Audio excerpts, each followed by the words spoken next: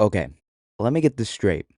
So Corey Heim won the championship last night, broke the single season record for the most laps led in a single season in the Truck Series, and has the most wins in the Craftsman Truck Series all time, beating Kyle Busch. And he's not going to have a full time ride next season. I mean, what the heck is that, man?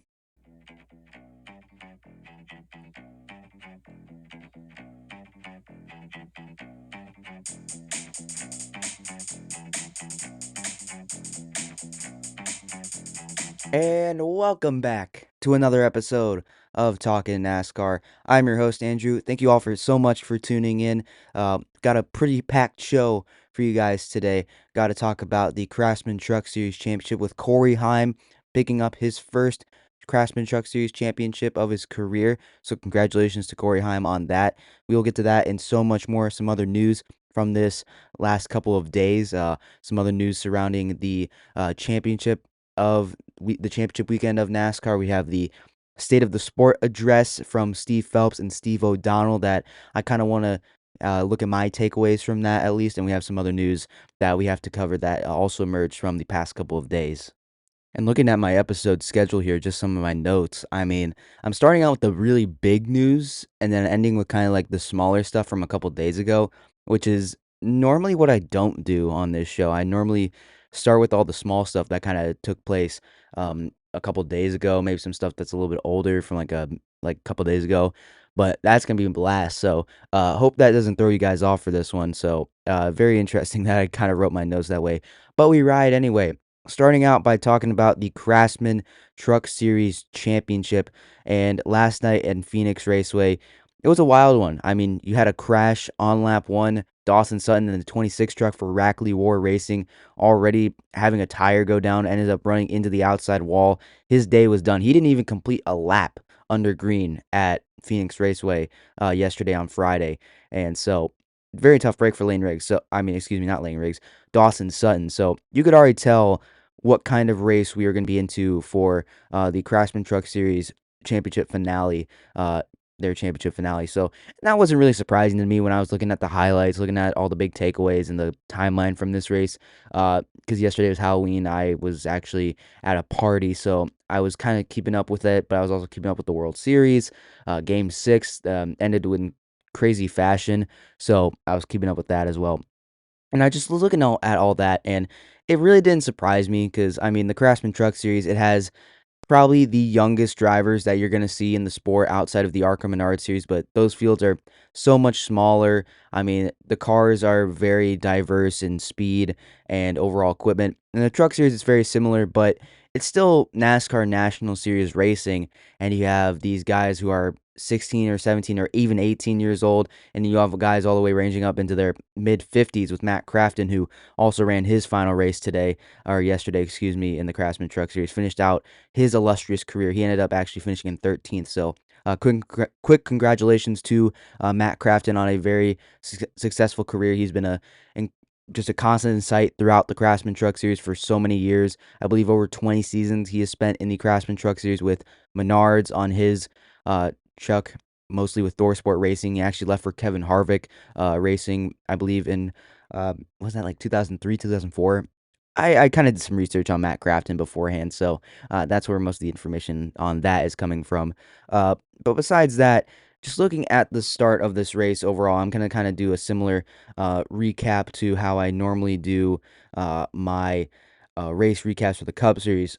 I already mentioned lap one. I mean, Dawson Sutton has a pretty hard hit into the outside wall and near 22nd with Daniel Hemrick. I believe it was a tire going down, but again, Dawson Sutton did not make a single lap and didn't complete a single green flag lap at Phoenix yesterday. So that was a very tough break, not a way that he probably wanted to end his season. But regardless, Brent Cruz, part-time for Tricon Garage in the one truck, very up-and-coming prospect for Toyota, battling with a NASCAR veteran of Chandler Smith, who is not much older than Brent Cruz. I mean, he's a little bit older, but Chandler Smith is a veteran in NASCAR in the truck series specifically. So they were two leading the way. And after that first initial caution, Chandler Smith led the way, and Lane Riggs had to actually come down pit road due to serve a penalty after, I believe it was changing lanes before the it was before the start finish line, because that is a rule that you cannot change lanes on the track before you cross the start finish line. If you do, that is a pass through penalty. And Chandler Smith led the way. Roger Carruth, Brent Cruz all battling for the lead. Corey Heim, though, was already starting to work his way back forward to the lead. Actually, didn't actually start on the pole, which is something that you don't see very often in the truck series. I mean, Corey Heim started in sixth, outside the top five in the championship race. He was actually behind Caden Honeycutt, who was one of his championship competitors. He was ahead of Ty Majeski, who qualified eighth, and I believe Tyler Ankrum qualified in 21st, and I think it was just those four. Yeah, it was just those four. So Corey Heim wasn't actually leading the way. It was Caden Honeycutt that was leading the way. And when I looked at that, I was kind of like, oh, is Caden Honeycutt like going to do that? Is Caden Honeycutt going to be the guy that Corey Heim's going to have to battle with? And we'll get to that a little bit later. But eventually, Corey Heim would get up to the second position, passing Raja Carruth. And Carruth actually started falling off a little bit. And Caden Honeycutt had to serve a penalty, so he was already back in 19th by about lap 12. Now, lap 22, Corey Heim was able to pass Chandler Smith in turn 2 for the lead. And actually, Corey Heim has led laps in all 25 races in the Craftsman Truck Series history. He's the first driver in NASCAR National Series history to lead in every race during a season. So that is mind-boggling. And that's one of the things I'm going to kind of point out when I have to talk about Corey Heim, because I do have more to say about Corey Heim after this race recap. Anyway, moving on. Corey Heim also broke the record of leading the most laps in a single season, passing Mike Skinner in 1996 with 1,534 laps led in 2025. That is incredible what Corey Heim has done this season. And again, I have more to say on it. I have some thoughts on it, and I hopefully am not the only one that is really saying this. But regardless, Corey Heim would win stage one, beating his teammate Brent Cruz. Ty Majeski qualified outside the top five, moved his way up into third. Raj Carruth and Tanner Gray would pick up the third or the fourth and fifth positions. Corey LaJoie finished in fifth. Caden Honeycutt as well, another championship contender, had worked his way back up inside the top 10 in the seventh. Stephen Parsons in the 7 truck for Spire Motorsports, getting a rare start in a top 10, finished inside the top 10. Jake Garcia and Gio Ruggiero rounded out the top 10 as well. Tyler Ankrum finished outside the top 10 for stage points. It doesn't really matter. It's like whoever finishes the best at the end of the race, which is a little wonky compared to how the rest of the playoff format is, but in the one race winner take all championship finale in NASCAR nowadays, whoever out of the 4 championship contenders finishes ahead of each other, whoever leads them all in finishing order, they will be the champion. So if Caden Honeycutt finished ahead of Heim, Majeski, and Ankrum, Honeycutt would be the champion. I mean, just for example, or hypothetically, if Chase Briscoe finished ahead of Hamlin, Larson, and Byron all in the Cup Series race tomorrow, he would be champion. That's kind of how it is. Chandler Smith, who was actually leading a bunch of laps in stage one, actually had to pit, and with a tire issue, he fell down all the way to 24th. So definitely not what you want to see. And Daniel Hemrick as well, another guy who has been very solid throughout this entire season. Actually kind of got caught up in that Dawson Sutton crash. He finished in the 33rd position in stage one. So a little bit interesting. Like, it was chaotic to get started in stage one, but overall it calmed down as stage one progressed. But all the lead lap trucks would all come down pit road to get their service. Actually, Raja Carruth would get first off pit road, beating Corey Heim and Brent Cruz off pit road. The pole sitter, Brent Cruz, and Corey Heim, the championship leader right now. And stage 2 would get underway. Corey Heim would clear Raja Carruth for the lead off turn 2. So very quickly, Corey Heim getting back to controlling this race. Caden Honeycutt, though, was working his way back forward. I believe he actually moved up into 5th by the time lap 58 came around, so only a couple laps after the restart. Majeski moved up into second place, passing Raja Carruth. Honeycutt on lap 67, nice, actually moved up into 4th, passing Raja Carruth at about the start-finish line.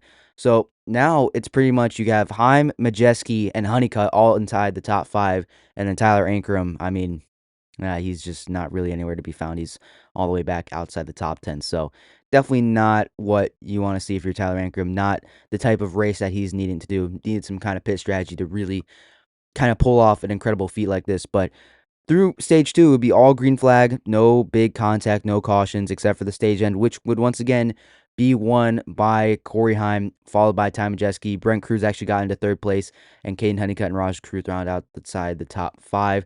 And the rest of the top 10 for stage 2, Tanner Gray finished inside the top 10 in 6th. Lane Riggs moved his way back up into 7th after having a pass-through penalty earlier in the race, like I mentioned. Jake Garcia in 8th. Stephen Parsons as well finished in 9th, and Gio Ruggiero rounded outside the top 10. And looking at the rest of that, yeah, Tyler Ankrum fell all the way back down to 17th. So, Tyler Ankrum really going to need something else to happen. And, yeah, that needs to change. And after stage 2, Corey Heim had now won 23 stages in 2025, the most in a single season. Like, how is this guy not going to have a full-time ride next season? What more does he have to do? What more does he have to prove? Anyway, I'll save that rant for after this first segment, but another green or yellow flag pit stop cycle. Majeski actually get off first pit road, beating Heim and Cruz, and Brent Cruz actually, excuse me, not Brent Cruz. Corey Heim had spun his tires. That's something that he'd been kind of struggling in so far in this race, getting off pit road effectively. He'd been spinning his tires, lack of grip in the pit box. So that's what kind of had been holding him back from losing those leads after the stages. So Majeski would lead the way. And from the outside, he would actually briefly clear Corey Heim until Corey Heim in turn 4 would actually clear him for the lead.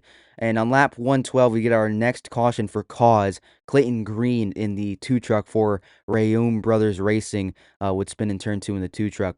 Really tough break for Clayton Green. And we'd have a little bit of pit strategy here. So all lead lap trucks except Corey Heim, Brent Cruz, Majeski, Honeycutt, Gray, Tanner Gray, Jake Garcia, and Cole Butcher would pit. Or not pit. Tyler Ankrum came down pit road to get some service done, get some new tires, and Tyler Ankrum actually gained 10 spots by not choosing to pit as well. So, excuse me, I read Tyler Ankrum pit. The weird thing in my notes, I thought he did pit, but he didn't. So Ankrum actually moved up in the 10 positions by electing not to pit. So we'd get back racing on lap 118, but one lap later, we get a huge crash off turn 4 involving Gio Ruggiero, Andres Perez, Bailey Curry, and Ben Rhodes. And this was around the 15th, 16th area. Huge crash for Gio Ruggiero, Andres Perez, Bailey Curry, and Ben Rhodes, again, getting some damage. But the truck for Andres Perez in that Nice Motorsports number 44 was absolutely destroyed. It actually get a pretty brief red flag to clean up the mess, about 8 minutes for cleanup for Andres Perez. Really tough break for him in his rookie season, already having to move rides from Spire now to Nice. He has no idea what his future is going to be going forward. Tough break for Andres Perez.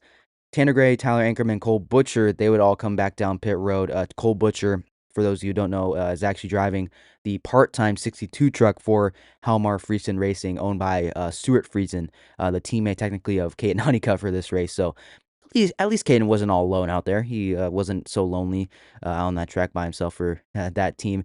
Anyway, we would get back racing. Lap 124, Heim leading the way, Majeski on the inside. Actually, pretty good side-by-side battle for about half a lap, and then Majeski would get cleared by Heim. Majeski would slot back into second place. Honeycutt and Riggs would actually continue to battle for third place, and Honeycutt actually began to start falling down a little bit. And Lane Riggs, the pole sitter, actually was starting to work his way back forward after having that penalty, past Majeski, past Caden Honeycutt, was now passing Corey Heim on the outside on lap 127. So this was very interesting.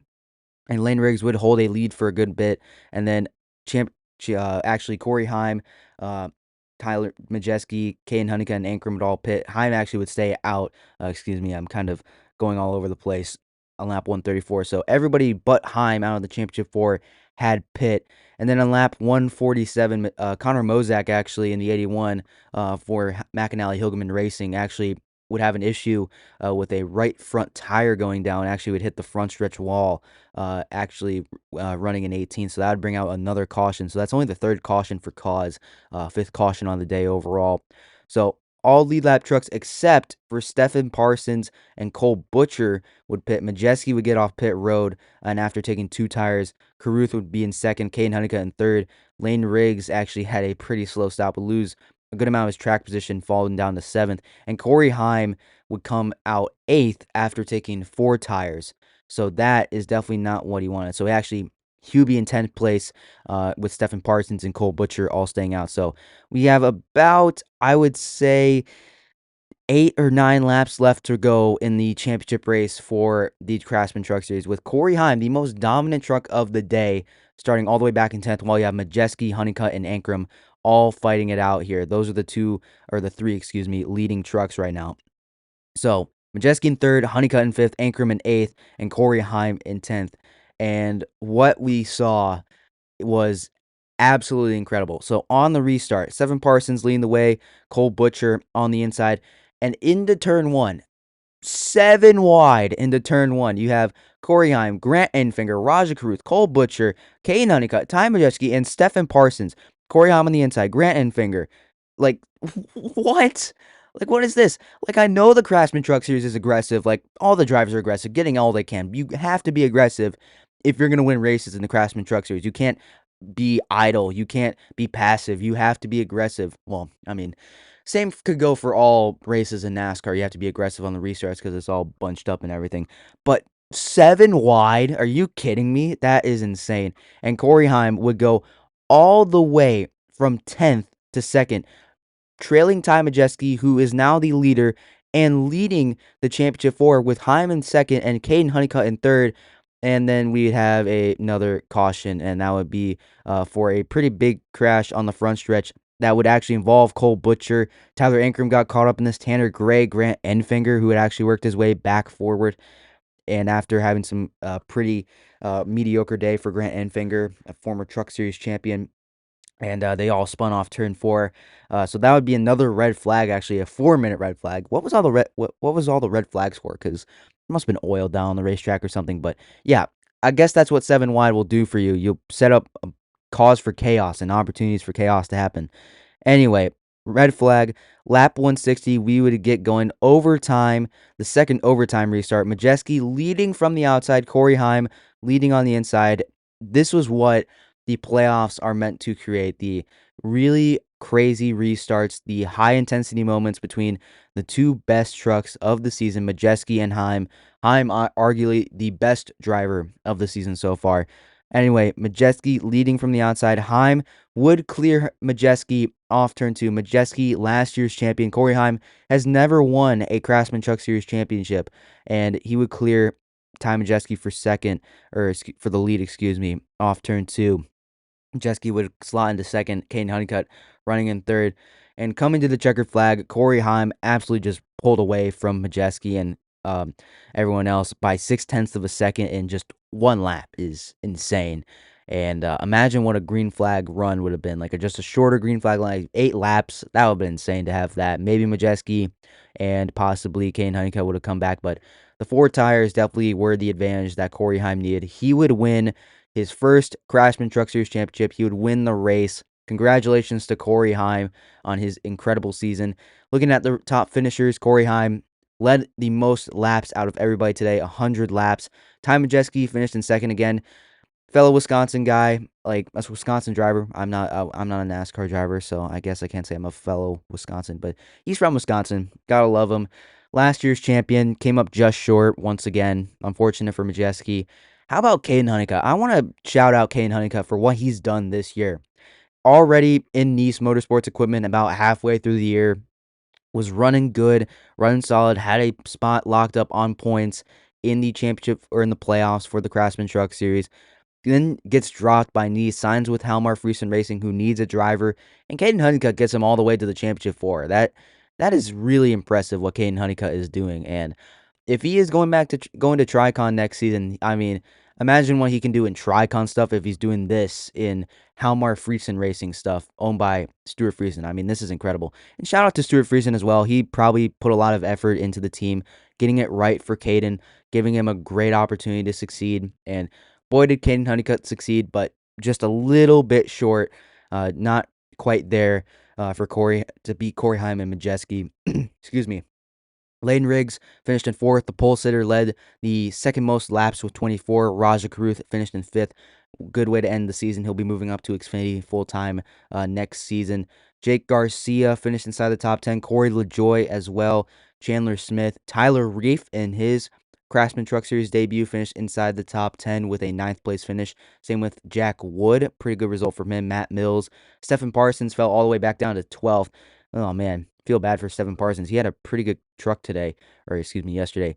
I already mentioned Matt Crafton in his final race of his Craftsman Truck Series career, ending his full-time career on a pretty solid note with a 13th place finish.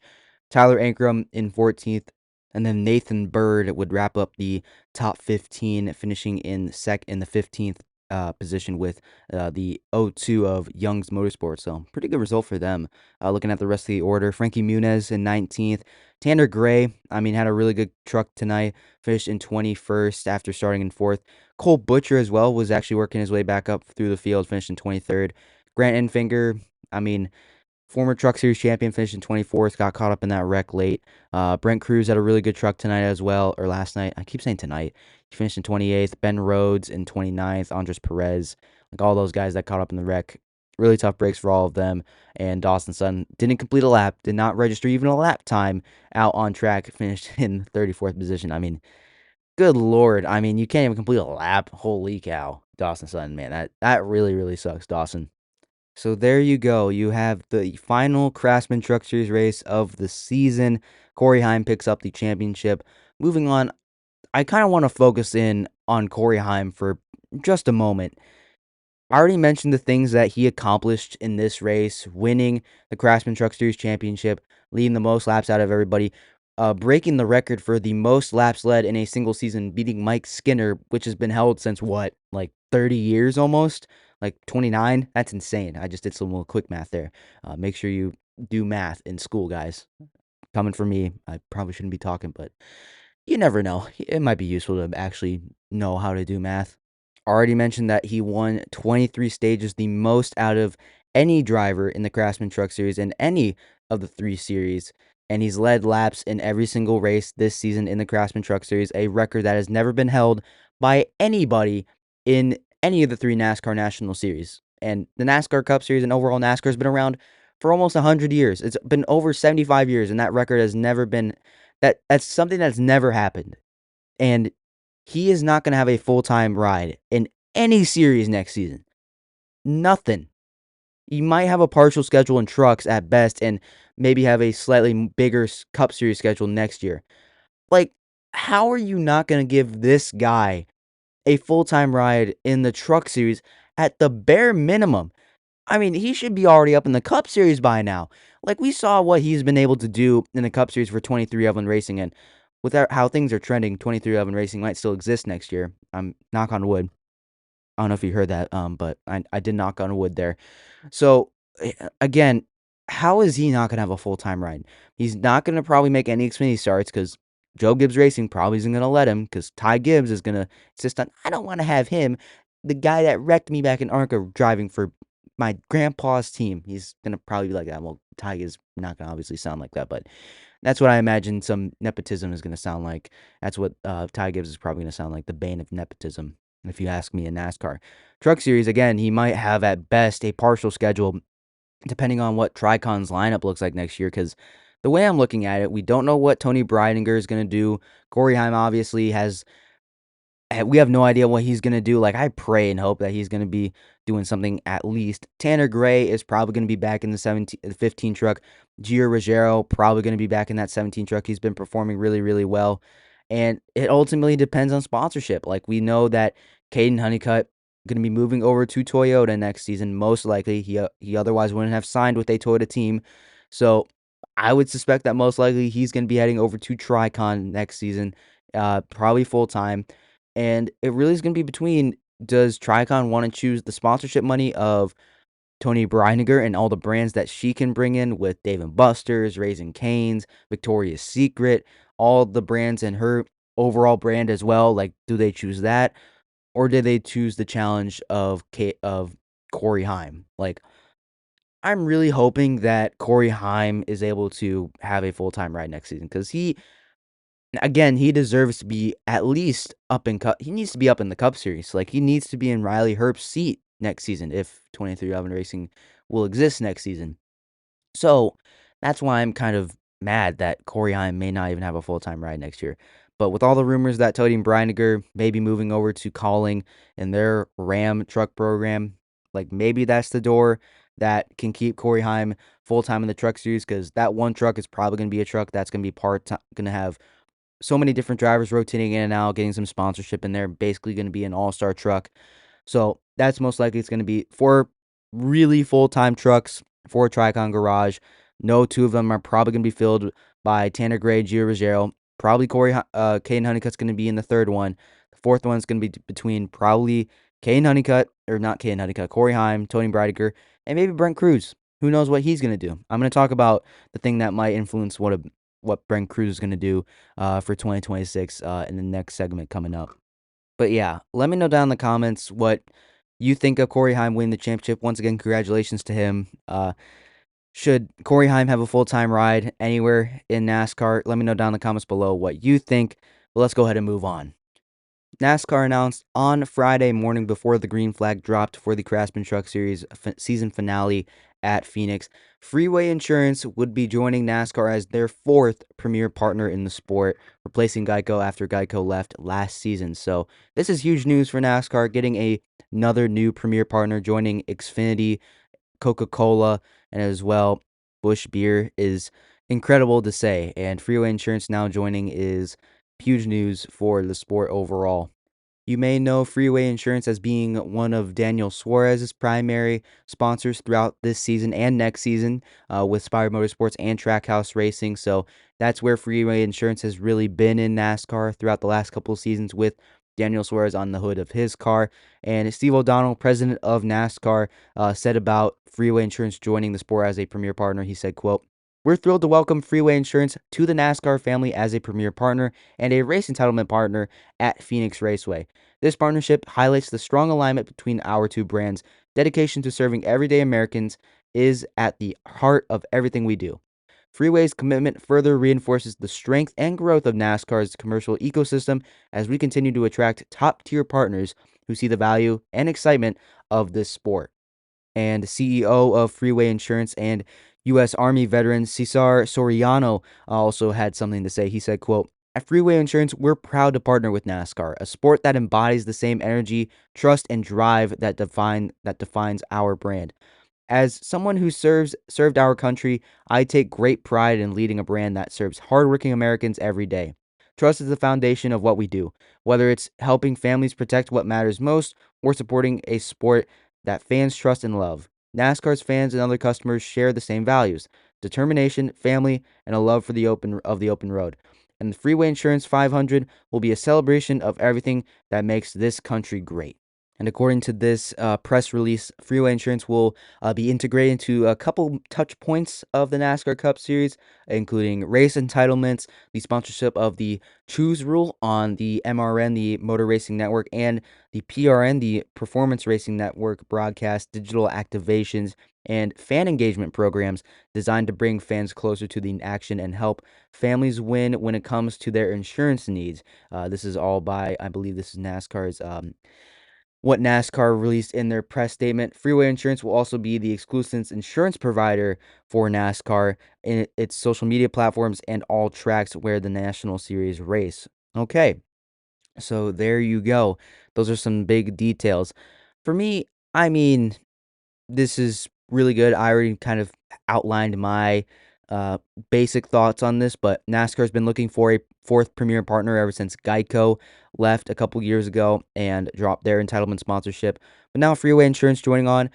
Not the partner I would have expected. I would have expected something like Monster Energy, given their relationship to NASCAR in their past sponsorship of the Cup Series, being at the Monster Energy Cup Series. I was also maybe thinking like T-Mobile because of their past relationship that Sprint sponsored the Cup Series for a little long time. Like, just I'm listing brands at this point, so Freeway Insurance was definitely not the one I was thinking, but hey, NASCAR getting a 4th entitlement sponsor, it's never something that can hurt the sport overall. And Steve Phelps, the commissioner of NASCAR in his State of the Sport address that he had actually yesterday, just before, a little bit later than the announcement of Freeway Insurance coming on. He said about this new partnership, he said, quote, "A big shout out to CEO Cesar Soriano and his entire team. We're thrilled he's back with Daniel Suarez as a sponsor. We're thrilled that they're going to expand the relationships to include a race entitlement, as well as being our fourth premier partner, joining Coke, Busch Light, and Xfinity." It goes way past that. If you think about where sponsorship lives today versus when we were 3, 4, 5 years ago, if you ask our race teams, probably the best number of sponsors on cars that they've had in probably 15 years as we head into the 2026 season.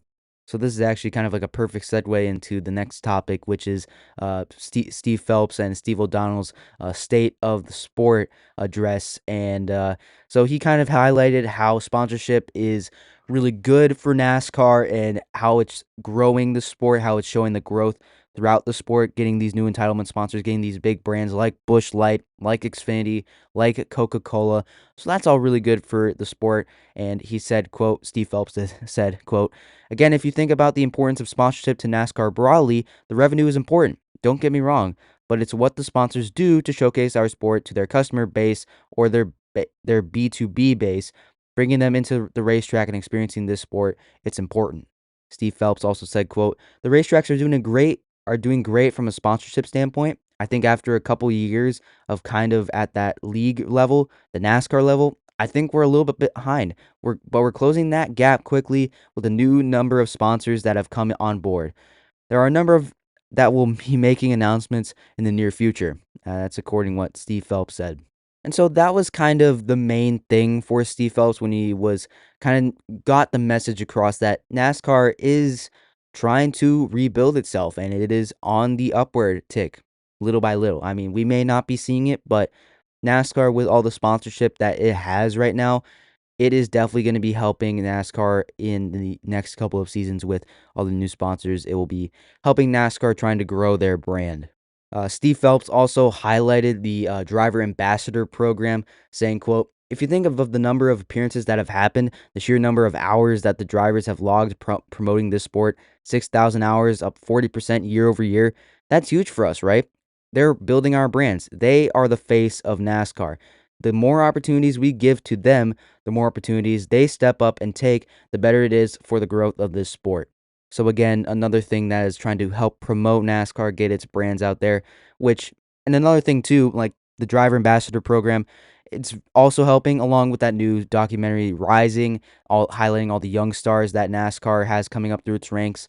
The Full Speed documentary highlighting the playoffs and its drivers that they've been running on Netflix over the last couple of seasons, featuring Reddick, Logano. They've also had the American Thunder, I believe it was the documentary about the Garage 56 entrance at Le Mans a couple years ago. They also had the Dale Earnhardt Jr. documentary, or not the Dale Earnhardt Jr. documentary, the Dale Earnhardt Sr. documentary on Prime that Dale Earnhardt Jr. helped create. So all of that has been really good. I mean, NASCAR going on to Prime Video is huge as well. So I would say everything that Steve Phelps kind of said in his first part about NASCAR growing with the new amounts of sponsorship and exposure from the driver ambassador program, all the new documentaries, these new sponsorships coming from Freeway Insurance, and possibly more if we can believe what he is saying about that there would be a number that would be making announcements in the near future. I mean, that's all very encouraging stuff. So but I think we do have to wait a little bit longer to know if all this will work out, because NASCAR is one of the biggest NASCAR's problems.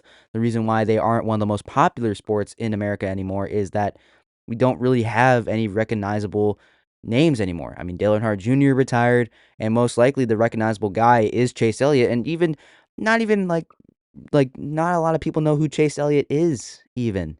So anyway, that's a thing that needs to be fixed, and I think NASCAR is doing a lot to help with that. Hopefully, it will all pay off in the long run.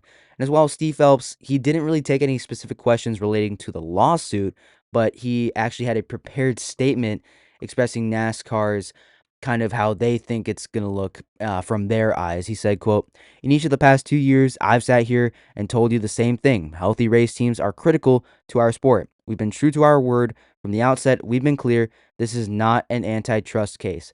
The 2025 charter agreement is an improvement on the 2016 framework with enhancements that reflect real progress for the teams and the sport, including over $3 billion in guaranteed payments to the teams, enterprise value that is roughly $1.5 billion now to the race teams, guaranteed starting positions each week that allow teams to sell sponsorship on the best billboards in the sport, next gen car, and charters guaranteed for 14 years until at least 2039, plus an obligation to negotiate in good faith beyond that. Steve Phelps also made a comment on the France family and the sanctioning body and their commitment to the charter system, saying, quote, I also want to be clear, the France family started NASCAR in 1948 using their own resources, grit, and ingenuity. They have taken countless personal and financial risks, investing billions of dollars and untold hours into growing the sport to create opportunity for teams to race in front of for fans for nearly 8 decades. We are proud of what we built for fans together with the race teams, especially since the charters were introduced. As you saw in the race team declarations, the charter system is a critical part of the sport, something we created with and for all the teams. We will continue to defend and preserve it. Make no mistake, the lawsuit puts this at risk. And after hearing some of the news that NASCAR is actively trying to work towards a settlement, and like the really only big hurdle that NASCAR has to get over is, and actually the teams too, who's going to pay for all the legal fees? And like realistically, I mean, that's something that can be settled in court. Like if you're that close to settlement, like just why not take that into court? If you want to settle and you just don't know who's going to pay the legal fees, like I mean, can't you just go to court over that? Like, have a jury decide that, have a judge decide that. I don't know. That's again, I kind of talked about that in the last episode. If you missed that really long one, go check it out. I talked about a lot of stuff there. So that's what I kind of talked about there. So yeah, there's that about the antitrust case. So I like Steve Phelps kind of getting ahead of that, not really being put on the spot. So I think that's a good job by Steve Phelps, kind of keeping himself clean of that, I guess, in a way. Maybe that's not the right way to put it. He prepared ahead. He was prepared and he planned ahead. So that's good work by Steve Phelps. Steve O'Donnell also answered some questions about a possible new playoff format. He didn't really give any clear answers, but he did say that possible formats were under strong considerations. So I guess take that how you will. That's been something, I guess, that's been said for quite a while now. Steve Phelps also talked about how the ratings for the Cup Series were down, and he said, quote, right now as we sit, our ratings in Cup are down 14%, exactly what we predicted. I think that Xfinity exceeded a lot of experts' opinions about what their audience would be. We submersed that the audience makeup of Amazon would be younger, and it was, by about 6 years. So that's a good thing, I guess. I would say the cable portion of NBC package has been a little softer than we had expected. Bounce back on the NBC races. I think we'll have a decent rating here on Sunday for the NASCAR Cup Series Championship race. Again, the expectation going forward, now that we have had the reset, is that we are going to grow. We're going to grow because we have the best racing in the world. Our stars are going to be more out there. We're creating better content, all the things that make fandom. Again, Steve O'Donnell also defended the next gen car and how it must preserve the kind of cost effectiveness that NASCAR wants to keep in the sport that will help the race teams possibly. So that was something else that was also spoken about. But overall, those are really like the big takeaways for me, at least. If you want to read the full transcript of the State of the Sport address, it is available on NASCAR.com. The full State of the Sport address. There's also some summaries out there online as well, kind of like what I've done as well here. But let me know down in the comments what you thought of the State of the Sport address annually. The annual State of the Sport address happens every single year on championship weekend. So let me know down in the comments what you thought of it. And if you are a new listener, let me know what you possibly think of some of the stuff that you may be hearing for the first time. So let me know down in the comments below.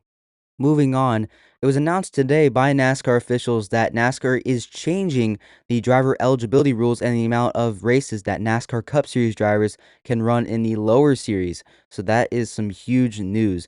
Now, overall, this was confirmed to the racer.com. NASCAR is expanding the limit for drivers for the NASCAR O'Reilly Auto Parts Series and the Cup Series drivers.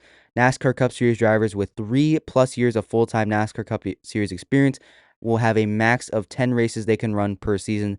They are also ineligible for cutoff races, playoff races, and championship races. So that is something that we have to keep in mind. So that's pretty similar to what is currently the rule. This will all take an effect on 2020 in 2026. For the Craftsman Truck Series, they will have the same similar kind of thing, except they will have a max of 8 races per season. So that is NASCAR Cup Series drivers with 3+ years of full-time experience. NASCAR Cup Series drivers are ineligible for the cutoff, playoff, and championship races, and they are ineligible to compete for the Craftsman Truck Series Championship. And now NASCAR kind of is expanding the minimum age requirements as well for the O'Reilly Auto Parts Series. The minimum age will move to 17 years old at road courses and tracks measuring 1.25 miles or less, so about 1.5 miles or less. 18 at tracks that are greater than a mile and a half, though, so that will remain the same. So there you go. A little bit of news that is really cool. Personally, for me, this doesn't do a lot for me. I mean, I guess this will allow guys like Ross Chastain and SVG to really compete. I mean, SVG is going to probably run all the road courses now in the NASCAR O'Reilly Auto Parts Series next season. So I guess watch out for that. Same with Connor Zilic. Like, I guess Connor Zilic, it makes sense that he's going to be splitting that ride with Carson Kvapil now, because now he doesn't have more than 3 years of full-time NASCAR Cup Series experience, so he can theoretically run half the schedule, and Carson Kvapil can pick up the other half of that schedule. So I guess that all kind of makes sense, and Kyle Busch can run more races now in the Truck Series for Spire if he really wants to. 8 races max per season. I can see Kyle Busch easily gobbling that all up in a quick jiffy. So yeah, 17 years old, though, for road courses and tracks measuring mile and a half or less. Sounds about right. So I guess Brent Cruz now, who is currently 17, it's been rumored that he's going to be heading up into the Xfinity Series with Joe Gibbs Racing full-time once he turns 18 in March. So I guess he will still be ineligible to compete at Daytona, possibly Atlanta, I believe. So he'll be able to compete at road courses and the mile and a halves as well. He cannot compete at Daytona yet, so I bet someone like Eric Almirola is going to probably do that, though. Moving on, though, to the final story I want to talk about in this race. Uh, Carson Kvapil was announced that he will be competing full-time in the Xfinity, or not the Xfinity Series, the O'Reilly Series full-time on Dale Earnhardt Jr.'s podcast, the Dale Jr. Download. He said on that podcast that after the season, they will probably be working with Carson Kvapil to get him a full-time ride in the NASCAR Xfinity Series, both with Junior Motorsports and possibly another Xfinity Series team. Kind of similar to how Raja Caruth is going to be running his full-time Xfinity Series season. So yeah, that's something different. I wonder really what is the cause for this, not having Carson Kvapil and Raja Caruth race full-time for Junior Motorsports. And slow something I'm a little bit confused about, but I bet it's the same reason that Corey Heim's probably not going to have a full-time race. It's sponsorship money. They bet they can't bring enough sponsorship to the table. I mean, Carson Kvapil got sponsored the whole year by Bass Pro Shops pretty much, so maybe they can't provide the same amount of race money for Carson Kvapil next season. Raj Caruth, like maybe HendrickCars.com isn't providing enough money for Junior Motorsports next season. So thought I'd round off the episode with that. I know I kind of jumped all over the place with the Craftsman Truck Series playoffs and like their championship race, the state of the sport address, and that's a lot of information that maybe was kind of thrown at you once. Freeway Insurance joined the sport. The Cup guys are allowed to drive in more races. The minimum age requirements have been kind of shifted a little bit, and then Carson Kvapil, his announcement that was a couple days old. So let me know down in the comments what you thought of all of this, but I guess that will do it for me. Hope you enjoyed this episode, everybody. If you did, if you're listening on YouTube, please hit that like and subscribe button. It will really help out this channel, help this channel grow a lot. If you're listening on any other podcast platforms, please consider hitting that follow and following the show so you don't miss another upload on this show. And if you like this episode, I have over 60 episodes that you can go check out from like pretty much since May that I've been making content. Man, I've been making content since May. It's November. Jeez Louise. How time does fly. And if you really like what I'm doing over here as well, go check out Talking Sports with Miles and Andrew, the other show I do. We talk about not just NASCAR, we talk about sports over there, like baseball. The World Series is wrapping up, so I bet we're going to be talking about that very, very soon. We talk about the NFL, the NBA, but I'll save all my spiels for that a little bit later. So thanks for joining me on this episode, everybody. Hope you have a great rest of your weekend. I'll be back probably tomorrow for my race recap of the NASCAR Cup Series championship race from Phoenix Raceway. We'll see who gets crowned the champion, and I will see you then. Have a great rest of your night, everybody. See you tomorrow.